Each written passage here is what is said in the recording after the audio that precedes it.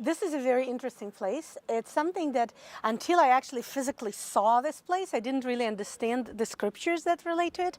We're standing right now in the gate of the city. In the Bible, we have many people who are mentioned who sat in the gate. And you know, when you're talking about people sitting in the gate, I was actually picturing a gate, like a medieval gate, and I'm like, sitting in the gate is kind of a weird situation, but whatever. Here is what we see, these two chambers. Shalom. These two chambers are actually the gate. And it has a place, it was like a little courthouse. The judges would sit in the gate, people would come to them and they would judge. And there would be meetings, like a business transactions would be happening in the gate. And they had rooms like these two, and this two, like a little conference rooms for the other two. Legal matters and for practical matters. And when people were sitting in the gate, they were not just like on top of the wall. They were sitting in those rooms. So here they are. This is the gate of the city of Beersheba. Oh, and great. We're coming through. From here, we can see the modern city of Beersheba. Here it is over there. It's the fourth largest city in the country. It's very fast growing. The development of the Negev has been a priority for Israel for many years. And we see the result of it in this growing, fast-paced city. It's a university city. It has a big hospital in there. It's very modern. In that city, there is another site that is called the Well of Abraham, but the well there dates to Turkish times. It's a beautifully arranged place, also very interesting to visit. But the actual ancient well was the one we just talked about. And here we can also see two wadis, like one over there. Yeah, do you see it? Like Yes, over I'm there? putting it right in the center of the screen, yes. Yeah, and one over here. We can see even a little bit of water in it these days because it's been raining. So here we have Wadi Hebron and Wadi Beersheba meeting at this place. And once again, I want to emphasize this importance of this place being a place where the nations and the people of Israel connect. And that is also can be taken symbolically like a place of connection. The Wadi Hebron and Wadi Beersheba meeting in the triangle and this town being right in the middle of it. That's beautiful. Thank you. This area down here dates to the 5th, 8th century BC, and these are actual houses. Like here we have a little living quarters in this town. And saying little, you know, every time I look at this, I'm amazed of how little living space people back then had. We would be so unsatisfied with this size of living room. It's tiny. And they had big families living in those little houses, which suggests actually that they were spending very little time inside, unlike us. Out looking at the stars, perhaps, at night. And the star. Shepherding in the Working. daytime. Shepherding in the daytime, Working. Great. Yeah, so Here we have a 4-room house. This large room being supported by the columns in the middle.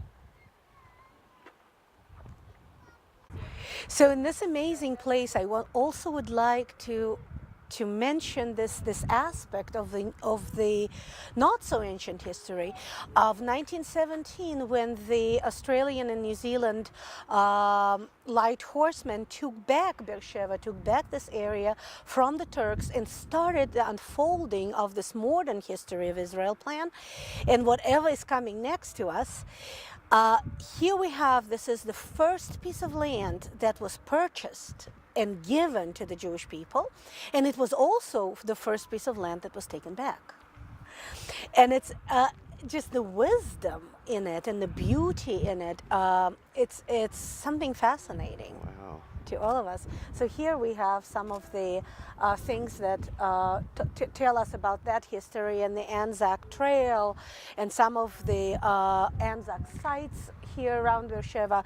But the part of the forces that were charging the light horsemen, Australian light horsemen, were actually coming from this very hill. Wow.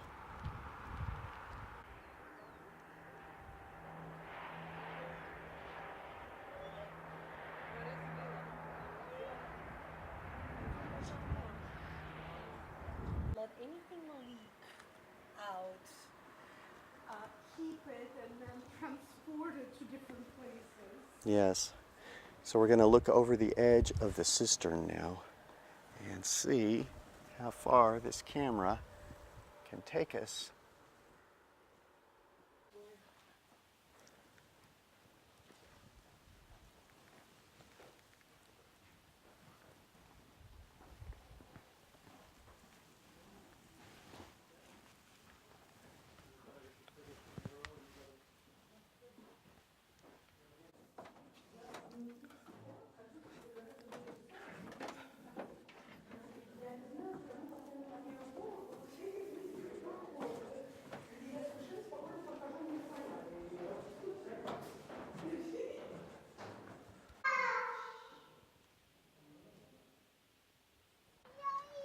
We can tell that this is a market area by the columns in the center. Supposedly there would be shops built in between each one of these columns. Wow. I'm very glad to take you to this amazing historic site. But for me, it's not just history. It's also it speaks a lot about the future. The promises of God that never change. And we place not just our hope, but our faith, and we build our lives down here on those promises that will come true in the future.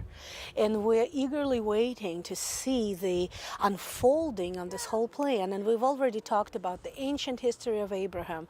We talked about the times of Hezekiah. We talked about 1917 and ANZAC being brought here from the furthest end of the world. And we're still full of expectation for the future plan to unfold and for the glory to come back to this land. Thank you so much, Mariana, and what a wonderful tour you've given us. Tell us a little bit about what you do during the day. Well, we all, people that came here with us, and I'm the director of a ministry called Streams in the Desert. And we work with underprivileged families in the area of the south of Israel. Our main focus are widows and orphans. And we have single moms and their kids. We have new immigrants. We have some refugees that we work with. At the moment, we take care of 37 families and almost 200 children and youth. And that's what we do during the day, starting from very basic humanitarian aid, buying food for people, and going to deeper spiritual things, children's programs and youth programs.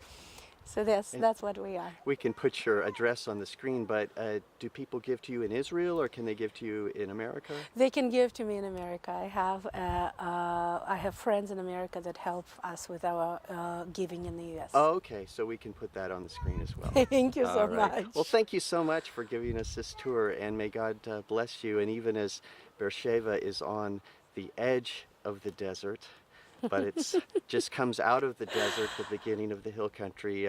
May you and your ministry and the prayers that you pray for Israel also lead us out of the desert and into the great high ground that is yet to come. Thank you very much. God bless.